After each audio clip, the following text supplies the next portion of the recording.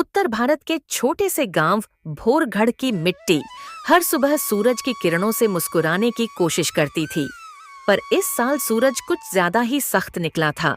धरती फट चुकी थी, कुएं सूख चुके थे और गांव वालों की उम्मीदें भी जैसे राख बन चुकी थीं। हर किसी के दिल में एक ही सवाल था, इस बार अगर बारिश नहीं हुई तो हमारा क्या होगा। गांव के बीचों बीच एक टूटी सी झोपड़ी थी जहां रहता था रमेश, 40 साल का एक साधारण किसान, पर उसके इरादे पत्थर से भी मजबूत थे। उसकी पत्नी गौरी और 12 साल का बेटा छोटू, वही उसका संसार था। हर सुबह रमेश अपनी पुरानी हल की लकड़ी उठाकर खेत की ओर निकल जाता। धरती सूखी थी लेकिन उसकी आंखों में हरियाली थी। वो कहता था, जब तक सांस है मिट्टी को सांस देना मेरा काम है। सुनो जी, खेत में अब जान नहीं रही। हर दिन तुम हल लेकर निकल जाते हो पर लौटते खाली हाथ ही हो। अब तो कुएं में भी पानी नहीं बचा। जब धरती सूखती है तो वो किसान की ताकत को परखती है। भगवान देख रहा है कौन उसके साथ आखिरी तक खड़ा रहता है। पिताजी, क्या भगवान बारिश का बटन दबाना भूल गया है? नहीं बेटा, भगवान का बटन हमारी मेहनत है। जब हम ईमानदारी से काम करते हैं तो वो खुद बरस जाता है। गांव के बाकी किसान अब खेत छोड़ चुके थे। कई लोग शहर जाकर मजदूरी करने लगे। कुछ ने उधारी पर बीज खरीदे। ब्याज बढ़ता गया और उनकी जमीन अब गांव के मुखिया भंडारी लाल के पास गिरवी हो चुकी थी। भंडारी लाल गांव का सबसे चालाक और लालची आदमी था। लोग उसे मुखिया जी कहते थे, पर उसके लिए गांव वाले सिर्फ कर्जदार थे। मुखिया जी, थोड़ा बीज का पैसा चाहिए था। अगर उधार मिल जाए तो खेत में कुछ बो दूं। रमेश, तू अब भी खेती करेगा? लोग तो छोड़ चुके हैं, तू अभी भी हल चला रहा है। मुखिया जी, किसान अगर खेत छोड़ दे तो फिर वो क्या करेगा?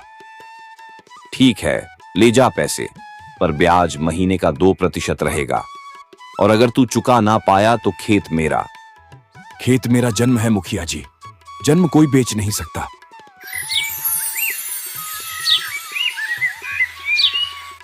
कर्ज लेकर रमेश ने फिर से बीज बोए।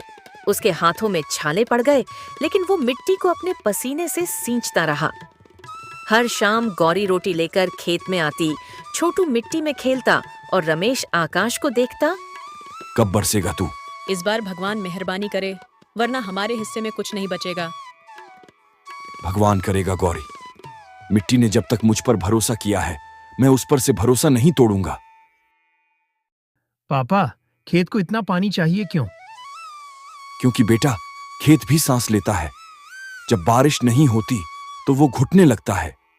दिन बीतते गए, बादल आए, गड़गड़ाए, मगर बरसे नहीं। गांव वाले रमेश का मजाक उड़ाते। अरे रमेश पागल हो गया है, सूखी मिट्टी में हल चलाता है।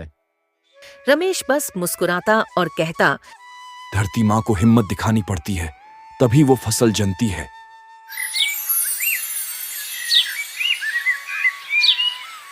रात को रमेश आसमान के नीचे लेटकर तारों से बातें करता। वो धीरे धीरे कहता, हे भगवान, अगर तू सुन रहा है तो मेरी धरती को सांस दे दे। ये खेत मेरी माँ है और मैं तेरा बेटा हूँ। गौरी पास आती, आंखों में आंसू लिए कहती, अब तो छोटे के लिए कुछ करना होगा। ना अन्न है ना पैसे। रमेश उसका हाथ पकड़ता। गौरी, जब तक मिट्टी मेरे पैरों तले है कोई भूखा नहीं रहेगा। फिर एक दिन आसमान में बादल छाए। गांव के बच्चे दौड़े, देखो बादल आ गए। रमेश खेत की ओर भागा, आसमान को देखकर बोला, धन्यवाद भगवान, तूने मेरी सुनी। बिजली कड़की, बादल गरजे, पर बूंदें नहीं गिरी। बादल आए और बिना बरसे लौट गए। रमेश मिट्टी पर बैठ गया, माथे से पसीना पोंछते हुए बोला, शायद भगवान अब परीक्षा ले रहा है।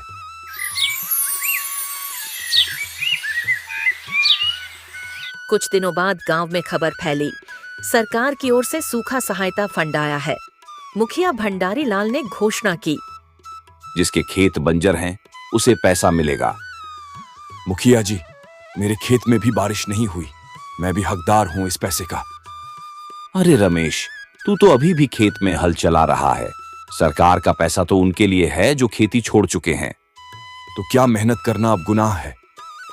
नियम तो नियम है रमेश, तू मेहनत कर, लेकिन इनाम नहीं मिलेगा। गांव वाले फुसफुसाने लगे। जिसने मेहनत की उसे कुछ नहीं, झूठा मुखिया सब पैसा खा जाएगा। रमेश ने ठान लिया, अब वो अपनी किस्मत खुद लिखेगा। उसने पुराने ड्रम, पाइप और मोटर के टुकड़ों को जोड़ा, एक छोटी मशीन बनानी शुरू की। दिन रात मेहनत की। गौरी और छोटू ने मना किया, पर रमेश नहीं रुका। इतनी ठंड में रात भर काम कर रहे हो, थोड़ा आराम कर लीजिए।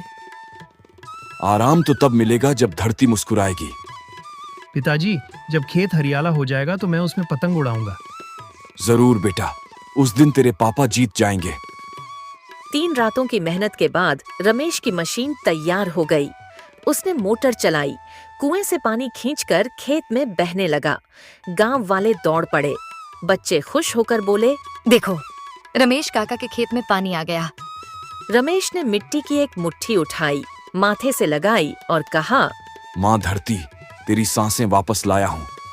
देखो जी, भगवान ने हमारी मेहनत देख ली। भगवान नहीं गौरी, इस बार हमने खुद बारिश बना ली।